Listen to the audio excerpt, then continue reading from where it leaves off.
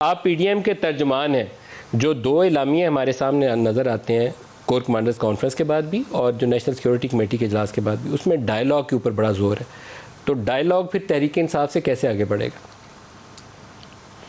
بسم اللہ الرحمن الرحیم. بہت شکریہ میرے بھائی ندیم صاحب. لیکن ندیم صاحب، ہم پہلے یہ کہہ چکے تھے، مولانا فضل الرحمان صاحب صرف جمعیت علماء اسلام کے امیر نہیں ہے، بلکہ امیر ہونے کے ساتھ ساتھ وہ پی ڈی ایم کے سربراہ بھی ہے. مولانا فضل الرحمان صاحب نے بعثت پی ڈی ایم کے سربراہ اور بعثت امیر جگہ اس وقت بھی کہا کہ یہ پارٹی سیاسی اور جمہوری پارٹی نہیں ہے.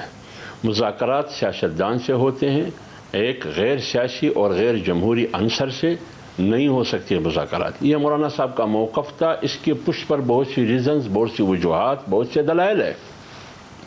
اب آئیے، اس ماحول میں آپ کس سے مذاکرات کریں گے؟ ہونا تو یہ چاہیے، آپ مجھے کون جواب دے گا؟ اس سوال کا جواب بلوچستان کے عوام کو کون دیں گے اور پوری قوم کو یہ جواب کون دے گا؟ اگر بلوچستان زیارت میں قائد اعظم کی ریزیڈنسی پر، ان کی رہائش پر، ان کی ہاؤس پر حملہ ہوتا ہے، ان حملہ آوروں کے ساتھ ریاست اور حکومت کا رد عمل اور ریئیکشن کیا ہے، وہ تاریخ کا حصہ ہے آپ کے سامنے. لیکن لاہور میں جو جناح ہاؤس کے ساتھ جو کچھ ہوا، اور پلس یہ پوائنٹ کہ وہ کور کمانڈر ہاؤس بھی ہے، اس کے ساتھ جو کچھ ہوا وہی ہوا جو زیارت میں قائد اعظم ریزیڈنسی کے ساتھ ہوا. اب آپ بتائیے، جن لوگوں نے کیا اس کے پشت پر ماسٹر مائنڈ کون تھا؟ یہ منصوبہ کس نے بنایا؟ اس کی دلیل یہ ہے کہ یہ منصوبہ زمان پارک کا بنایا ہوا منصوبہ ہے. کل محمود مولوی نے، جو کراچی کے پی ٹی آئی کے ایم این اے ہیں، انہوں نے خود اعتراف کیا کہ میٹنگ میں یہ فیصلہ ہونا تھا کہ ہم نے، اگر عمران خان گرفتار ہوا، ہم نے حملہ کرنا ہے فلان جگہ پر. اس میں جناح ہاؤس کا ذکر بھی تھا، لاہور کا. ابھی تک عمران خان بھی محفوظ ہے، سیکیور ہے. جن لوگوں نے حملہ کیا وہ بھی محفوظ ہے، سہولت کار بھی محفوظ ہے، ماسٹر مائنڈ بھی محفوظ ہے. اس کا مطلب یہ ہے کہ جس کا ماسٹر مائنڈ اور سہولت کار اس میں کون ہے؟ میں بہت سے حکومت کے لوگوں سے یہ سوال پوچھا ہے. حافظ صاحب، آپ نشاندہی کر سکتے ہیں؟ مجھے عرض کرنے دیں، آپ کی مہربانی ہوگی.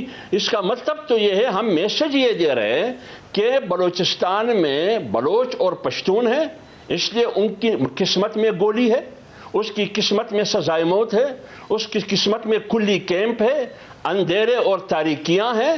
لیکن جو لاہور کا سیاستدان ہے، عمران خان کی صورت میں، یا میاوالی کا، یا زمان پارک کا، یا بنی گالہ کا، ان کو سہولت دی جا رہی ہے. ہونا تو یہ چاہیے تھا. آج تک عمران خان نے ان تمام واقعات کی مذمت نہیں کی ہے. سہولت کار کون ہے؟ ہمارا جو سپریم کورٹ کے سامنے پی ڈی ایم کا جو احتجاج ہوا، اس میں بنیادی مقصد کیا تھا؟ ہم نے یہ کہا تھا کہ ترازو برابر ہونا چاہیے. اس سپریم کورٹ کے ماتھے پہ کیا لکھا ہے؟ اس میں لکھا ہے وَأَقِيمُوا الْوَزْنَ بِالْقِسْطِ وَلَا تُخْسِرُوا الْمِيزَانَ. ترازو ٹیڑھا نہیں ہونا چاہیے، ڈنڈی نہیں مارنی چاہیے. اب آج بتائیے کہ ایک آدمی نے پورے ملک کو جلایا، ایک آدمی نے ریاستی تنصیبات کو جلایا، ایک آدمی نے فوجی تنصیبات پہ حملے کیے، پتہ نہیں کیا کیا پرائیویٹ املاک پہ حملے کیے، اور یہ بھی کہتے ہیں بعد میں اگر دوبارہ مجھے گرفتار کیا تو اس سے بھی سخت رد عمل آئے گا. اور آج تک انہوں نے اس کی مذمت بھی نہیں کی اور انکار بھی نہیں کیا. آپ مجھے بتائیں، اس کو کس طرح ٹریٹ کیا جائے؟ کیا کیا جائے اس کے ساتھ؟ قانون کیا کہہ رہا ہے؟ ابھی تک کیوں محفوظ ہے ان کو؟ ابھی تک کیوں ان کو سیکیور کیا گیا ہے؟